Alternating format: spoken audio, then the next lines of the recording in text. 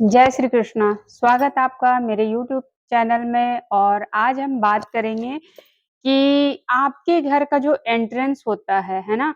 वो आपके जीवन में कैसा रिज़ल्ट डालता है। हमारे घर में वास्तु जो होता है ना, बहुत ज़्यादा इफ़ेक्ट होती है, बहुत ज़्यादा मैटर करता है कि हमारे लाइफ़ में क्या कुछ होगा। वास्तु में भी सबसे ज़्यादा जो देखने वाली चीज़ होती है ना, आपका किचन कौन से डायरेक्शन में, आपका वॉशरूम कौन से डायरेक्शन में है और आपका मेन एंट्रेंस जो है वो कौन से डायरेक्शन में, प्लस पूजा रूम जो आपका होता है वो कौन से डायरेक्शन में। लेकिन वास्तु से चेक करने के लिए सबसे पहले आपको देखना पड़ता है कि आपका जो प्लॉट है, आपका जितने भी एरिया में आपने घर बना रखा है, कि वो कितने दूर में बन रखा है, कितने एरिया में बन रखा है, उसकी लंबाई-चौड़ाई क्या है, ये तमाम बातें आज हम करेंगे कि इससे आपको कैसा रिज़ल्ट मिलेगा, कैसा होना चाहिए, कब आपके लिए वास्तु मैटर करता है, कब आपको वास्तु के हिसाब से काम करने की ज़रूरत है। तो शुरू करने से पहले मैं आप सभी से इनको कहूँगी कि आपने अगर अभी तक मेरे चैनल को सब्सक्राइब नहीं किया, तो प्लीज़ सब्सक्राइब कीजिए और शेयर कीजिए अपने फैमिली और फ्रेंड्स के साथ जिनको आपको लगता है कि ये नॉलेजेबल वीडियो उनके तक पहुँचनी चाहिए, उनके लिए ये बेनिफिशियल होगा, तो आप डेफ़िनेटली शेयर कीजिए। आपके शेयर क्या पता किसी का भला कर जाए, क्या पता कि आप कौन से पुण्य के भागी बन जाएँ। तो आज मैं आपको बताने जा रही हूँ कि वास्तु कब हमें देखना चाहिए और एक घर का वास्तु कब किसी इंसान के जीवन में फ़र्क डालना स्टार्ट कर देता है। सबसे पहले तो ना अगर आप वास्तु देख रहे हो, अगर आपका घर है और आप वास्तु देख रहे किसी भी जगह में अगर आप 10 साल से रह रहे हो, तो वो जगह का वास्तु आप पे काम करती है, 100% काम करती है। और अगर 3 साल हो चुका है आपको शिफ्ट किए हुआ किसी भी घर में रहते हुए आपको अगर 3 साल हो चुकी है, तो आपके लिए उस घर का वास्तु बहुत ज़्यादा फ़र्क में पड़ेगा आपके लाइफ में, आपके रोज़मर्रा की जो ज़िंदगी होती है, आपकी पर्सनल लाइफ, प्रोफ़ेशनल लाइफ, आपका करियर, आपका एजुकेशन, आपकी हेल्थ सब पे इम्पैक्ट डालता है। ये जो वास्तु होते हैं ना, कई लोग होते हैं ना जिनको अपनी कुंडली नहीं पता होती, तो कुंडली आपकी ना जो बनती है, वो उसी के अकॉर्डिंग आपका घर बन जाता है। सपोज़ आपको अपनी कुंडली नहीं पता, लेकिन आपकी रिलेशनशिप में प्रॉब्लम चल रहे है ना, तो आपके घर का जो डायरेक्शन होता है ना, वास्तु जो होता है, उससे पता किया जा सकता है कि हाँ, आपकी रिलेशनशिप में प्रॉब्लम आएगी कि नहीं आएगी। आपके घर का किचन जो होता है ना, वो बता सकता है आपका कि आपके डिज़ायर्स पूरे होंगे या नहीं होंगे। आपके घर का जो पानी का टंकी होता है, पानी की जो पाइपलाइन्स दी जाती है, उससे पता लगता है कि आपके घर में पैसे का टिकेगा या नहीं टिकेगा, पैसे का फ्लो कैसा रहेगा, अच्छा रहेगा, मीडियम रहेगा या खर्चीला रहेगा। आपके घर का वास्तु से आप पता कर सकते हो आपको हेल्थ इश्यू कब होगी और कैसे होगी और किस इंसान को होगी। वास्तु जो होती है ना, इंसान कहता है कि वास्तु के अकॉर्डिंग हम घर बना लिए, उस पर्सन को इफ़ेक्ट नहीं होगी, उस पर्सन को इफ़ेक्ट नहीं होगी। लेकिन घर में तो रह रहे 4 लोग, घर में अगर 4 लोग रह रहे हैं, तो हर एक इंसान पे उस घर का वास्तु असर डालता है क्योंकि जो वास्तु होती है ना, सबकी कुंडली के अकॉर्डिंग ही होती है, सबकी कुंडली से मैच करेगी ही करेगी। आप देख लीजिएगा किसी का सैटर्न अगर 10th हाउस में मिलता है आपको, तो आप ना डेफ़िनेटली देखिएगा उसके घर का जो सीढ़ी होगा वो वेस्ट डायरेक्शन में होगा ही होगा। उसके घर के जो कपबोर्ड्स होंगे ना, भारी वाले कपबोर्ड्स वो वेस्ट डायरेक्शन में होगी ही होगी। किसी का अगर मार्स खराब है, मरकुरी खराब है, तो वे नॉर्थ डायरेक्शन में उसकी मतलब अग्नि तत्व का प्रोडक्ट होगा ही होगा। जैसे कि कोई रेड कलर की प्रोडक्ट होगी, कोई किचन वगैरह हो सकता है अगर उसका बुध खराब है तो, या फिर अगर उसका मंगल खराब है तो आप देखिएगा उसके साउथ डायरेक्शन में पानी का सोर्स होगा ही होगा। पानी टंकी हो गई, सबमर्सिबल हो गई, पानी का कोई टूटी हो गया, डेफ़िनेटली होगी जो कि उसको प्रॉब्लम करेगी। आप वो चीज़ हटा दो, वो चीज़ बैलेंस कर लो, आपकी वो ठीक हो जाएगी। ये जो सपोज़ आपने कोई मतलब किचन ही है, तो गलत डायरेक्शन में किचन बन गया, तो उसके लिए हम बूस्टर यूज़ करते हैं, ठीक है?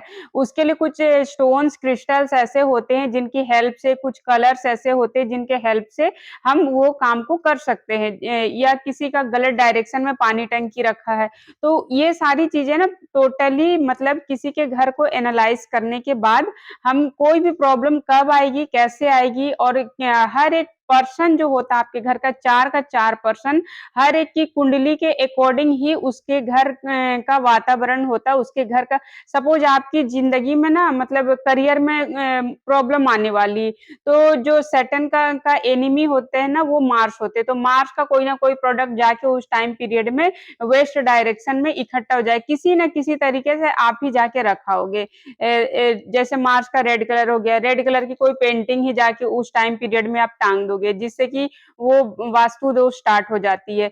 तो इस तरह से फ़र्क पड़ती है। किसी भी घर में आप कितना इनकम करोगे, ये आपका कुंडली बताता है। किसी भी घर में अगर आप सालाना 10 लाख रुपए कमा रहे हो, तो उसके बाद वो घर का वास्तु आपको सपोर्ट नहीं करेगा। अगर आपके लक में लिखा है कि आप इससे ज़्यादा कमाओ, तो कुछ ना कुछ ऐसा होगा ना जिससे कि आपका घर ट्रांसफ़ॉर्म हो जाएगा, है ना? जैसे कि सपोज़ आप अभी यहाँ पे रह रहे हो, लेकिन आपके किस्मत में है कि आप 10 लाख से ज़्यादा कमाओ साल का, ठीक है? तो कुछ ना कुछ ऐसा होगा कि आप इस घर को छोड़ के कोई भी रीज़न बन सकती है, कुछ भी रीज़न हो सकता है, इस घर को छोड़ के किसी और घर में जाके शिफ्ट हो जाओगे। ऐसे हमारी लाइफ़ में वास्तु असर डालती है। तो वास्तु के लिए बहुत ज़्यादा इम्पोर्टेंट होता है कि आपका जो मेन गेट है ना? वो कौन से डायरेक्शन में है, इससे आपको पता लगती है आपके लाइफ में क्या कुछ मतलब आपके लाइफ में आएगी। जैसे कि सपोज़ आपके घर का मेन एंट्रेंस हो गया साउथ ईस्ट डायरेक्शन में, ठीक है? अगर आपके घर का मेन एंट्रेंस हो गया साउथ ईस्ट डायरेक्शन में, तो आपके घर में लग्ज़री आएगी ही आएगी, किसी न किसी बहाने से पैसे का इनकम बढ़ेगी ही बढ़ेगी। अगर यही चीज़ आपका हो गया साउथ वेस्ट में, तो किसी न किसी के कारण से आपके घर में स्ट्रेस आएगी, लड़ाई-झगड़े होंगे, कलेश होंगे अचानक से आपकी लाइफ में बहुत ज़्यादा टेंशन आएगी या सडन लॉस, सडन गे मतलब गेन तो कम ही होता है, लॉसेस ज़्यादा होता है। सडन आपके लड़ाई-झगड़े ऐसा माहौल बनी रहेगी।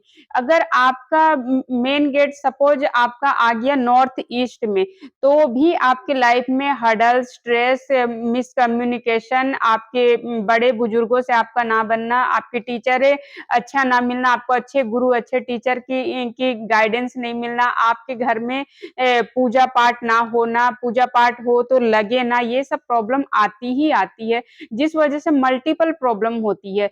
तो हमें देखना है ना कि हमारा जो मेन एंट्रेंस है, मेन गेट है, वो हमेशा बढ़िया हो, है ना? हमारे जो मेन एंट्रेंस, मेन गेट होती है ना, वो पहले देखना चाहिए कि कौन से डायरेक्शन में है। अगर वो गलत डायरेक्शन में है, तो देखिए कौन से हाउस में वो गेट आ रही है। ये मतलब कुंडली जो एक्सपर्ट पढ़ते हैं ना, वो ही आपको गाइड कर पाएँगे कि कौन से डायरेक्शन में पड़ रही है। अदरवाइज़ आप मल्टीपल स्केल्स आने लगे आजकल, वो आपके फ़ोन में भी आप मल्टीपल ऐप्स के थ्रू पता कर सकते हो कि कौन से डायरेक्शन में आपका पड़ रहा है या फिर आप अपनी कुंडली से भी ये पता लगवा सकते हो कि आपका मेन एंट्रेंस सही है या नहीं है। अगर गलत है तो उस हाउस के काम करने के बाद आपको वहाँ से गुड रिज़ल्ट मिलने स्टार्ट करने हो जाएँगे। सपोज़ आपका 8th हाउस में आ गया, तो 8th हाउस के जो काम है ना वो आप अगर करने लग जाओगे तो वो मेन गेट आपको प्रॉब्लम देने की जगह आपको बेनिफिट्स देने लगेंगे। अगर साउथ ईस्ट में आ गई तो उस हाउसेस से जुड़े लॉस, लग्ज़री लॉस जो होती है वो अगर आपके लाइफ में आ रही है तो उस हाउस से रिलेटेड काम अगर आप करते हो तो आपको पॉजिटिव में मतलब पॉजिटिव रिजल्ट्स मिलना स्टार्ट होंगे, आपके घर में लग्ज़री आना स्टार्ट होगा। तो इसके लिए ना हम डिटेल में कुंडली एनालाइज़ करके फिर ही गाइड करते हैं। तो आप अगर इतना झंझट में नहीं पड़ना चाहते तो सिंपल तरीके से मैं बताती हूँ कि क्या कुछ आप अपने मेन एंट्रेंस में देखोगे। आपको देखना है कभी भी आपके घर के पास कोई पेड़ ना हो जिसका छाया आपके मेन गेट पे पड़े। जैसे बरगद हो गई, पीपल का पेड़ हो गया या कोई बड़ा पेड़ हो गया जो मतलब काफ़ी घना है, काफ़ी भारी भरकम है। वो पेड़ कभी भी आपके मेन एंट्रेंस पे नहीं आने चाहिए। कभी भी बिजली का जो खंभा होती है, वो बिजली का खंभा आपके मेन गेट पे कभी नहीं आनी चाहिए। कभी भी कोई नाली या गंदी जगह हो, गंदी चीजें जहां बहता हो, नाली ही कहूंगी, वो अगर आपके मेन गेट से क्रॉस कर रही है तो आपकी के लिए वो प्रॉब्लमेटिक है। तो ये सब जब हम शहरों में रहते हैं ना, तो कई बार स्किप नहीं कर पाते। तो उसके लिए हमें क्या करना चाहिए? जैसे कि सबसे पहले तो आप अपने घर का नॉर्थ डायरेक्शन में आप जो है ना, नॉर्थ ईस्ट में भी कर सकते हो, नॉर्थ डायरेक्शन में भी कर सकते हो। रुद्राक्ष आती है एक 5 मुखी और एक 6 मुखी, इन दोनों को लेके किसी अच्छे पंडित से आप अभिमंत्रित करवा के अपने घर के नॉर्थ में रख सकते हो, ठीक है? या फिर आप जो है ना अपने घर पे जो मतलब आती ना मंदिरों में, जब आप जाते तो वहां से जो सिंदूर आती है या कुमकुम, जो भी मंदिर से ईश्वर को चढ़ाने के बाद देवी मूर्ति पूजा जो आप करने जाते हो मंदिर में, वहां से बचा हुआ सिंदूर जो भी आता है या प्रसाद रूप में आपको मिलता है, वो सिंदूर या हल्दी वगैरह को लाके अपने मेन एंट्रेंस पे स्वास्तिक बना सकते हो। रेड कलर की बनाओ, येलो कलर की बनाओ, हर कलर की स्वास्तिक के साथ एक अलग पॉजिटिव ऊर्जा आपको मिलती है, तो आप स्वास्तिक बना सकते हो। दूसरा, हमेशा अपने घर के ऑरे को क्लीन कर सकते हो, हमेशा धूनी कर सकते हो। तीसरी जो आप कर सकते हो ना, भगवान राम जी हो गए, सीता जी हो गए, इनका नाम मेन एंट्रेंस पे आप लिख सकते हो। राधा रानी और भगवान कृष्ण का नाम लिख सकते हो, लक्ष्मी नारायण का नाम लिख सकते हो। इससे जो सामने से जो गेट के अंदर आपके घर पे जो भी नेगेटिविटी, नेगेटिव थॉट लेके कोई इंसान आ रहा है या नेगेटिव चीजें कुछ भी आ रही ना, वो वहीं पे स्टक हो जाएगी, आपके घर के अंदर एंटर नहीं होगी, ना ही आपको वास्तु दोष लगेगी। घर के मेन एंट्रेंस को जितना साफ-सुथरा रखोगे, जितना क्लीन रखोगे, आपके लाइफ में लग्ज़री और प्रॉस्पेरिटी उतना ज़्यादा आएगी। कभी भी ना मेन गेट से मैं अभी कुछ दिन पहले किसी के घर गई थी, मैं अचानक से देखी मेन गेट पे ही उन्होंने कचरा रखा हुआ था। इतना गंदा कचरा, इतने कीड़े-मकोड़े वहाँ बैठे हुए थे। मैं सोच में पड़ गई कि पता नहीं क्या, मैं कुछ बोल तो नहीं पाई, लेकिन मैं देख के बस चले आई। मैं गेट से ही, इतना गंदगी रखी हुई थी कि मैं गेट से ही चले आई, क्योंकि उनका ना बेड टाइम स्टार्ट हो चुका था, मैंने देखा। और उसी टाइम पीरियड में ना उनको कई गाइड भी किया गया कि आप इस एरिया में गेट मत बनाओ। फिर भी उन्होंने गेट बनाया और वहाँ अच्छा खासा कचरा रखा और गंदी सी मेन एंट्रेंस को अपनी बहुत बुरी तरह से गंदगी मचा रखी, जिसका रिजल्ट उनको आने वाले टाइम में देखने को मिल ही रही है। तो मैं कहूँगी मेन एंट्रेंस को जितना हो सके साफ-सुथरा रखिए, जितना हो सके स्वच्छ रखिए, पानी से क्लीन कीजिए, गंगा जल छिड़किए, वहाँ धूनी कीजिए, क्योंकि मेन एंट्रेंस ना घर के प्रॉस्पेरिटी के लिए होता है। तो उम्मीद है आपको ये वीडियो अच्छी लगी होगी और हेल्पफुल हुई होगी। इसी तरह की और भी जानकारी आप पाना चाहते हो, इसी तरह की और भी वीडियोज़ देखना चाहते हो, तो आप मेरे चैनल से जुड़े रहिए और ज़्यादा से ज़्यादा क्वांटिटी में आप सब्सक्राइब कीजिए और सपोर्ट कीजिए मेरे चैनल को। इसको ग्रोथ होने में हेल्प कीजिए और आपकी हेल्थ, वेल्थ, रिलेशनशिप, करियर से जुड़ा कोई भी क्वेश्चन हो, अकल्ट की कोई भी क्वेश्चन हो आपकी, आप चाहे टैरो रीडिंग कराना चाहो, एस्ट्रोलॉजी से कराना चाहो, लाल किताब से प्रेडिक्शन लेना चाहो या कोई भी किसी भी तरह का प्रॉब्लम हो अकल्ट से जुड़ा, तो आप डेफिनिटली मुझसे कंसल्टेशन बुक कर सकते हैं। स्क्रीन पे आपके नंबर है, प्लस डिस्क्रिप्शन में भी आपका नंबर दिया गया, आपके लिए हमने नंबर प्रोवाइड किया हुआ, तो आप वहाँ से जुड़ के हमारे साथ कंसल्टेशन बुक कर सकते हो। बहुत ही ज़िंदगी बहुत ही ज़्यादा कीमती होती है, तो बहुत ज़्यादा स्ट्रगल करने की ज़रूरत नहीं है लाइफ में। अगर कोई प्रॉब्लम है तो उसकी सॉल्यूशन भी है। तो आप मुझसे जुड़िए और अपने लाइफ की सॉल्यूशन लीजिए और अपने लाइफ को हैप्पीनेस से भरा बनाइए, खुशियों से भरा बनाइए। आफ्टर ऑल हर किसी को खुश रहने का हक है और कभी भी ये मत सोचिए कि मेरे नसीब में ये चीज़ नहीं है। ईश्वर ने हर किसी के नसीब में खुशियाँ लिखी है। देखने की ज़रूरत है कि वो चाहता कब है कि मेरी लाइफ में इम्प्रूवमेंट हो। इंसान की लाइफ में जब चीज़ें इम्प्रूव होने वाली होती है, जब खुशियाँ आने वाली होती है, तो इंसान खुद ही सोचता है कि मुझे कैसे इस दिशा में बढ़नी चाहिए। जिसके ज़िंदगी में खुशियाँ नहीं आने वाली रहती, वो कभी आगे बढ़ने के बारे नहीं सोचता। इन चीज़ों के बारे वही सोचता है जिसके ज़िंदगी में ईश्वर चाहते हैं कि उनको खुशियाँ मिले, उनकी ज़िंदगी में ग्रोथ हो। तो आशा करती हूँ आपको मेरी ये वीडियो अच्छी लगी होगी।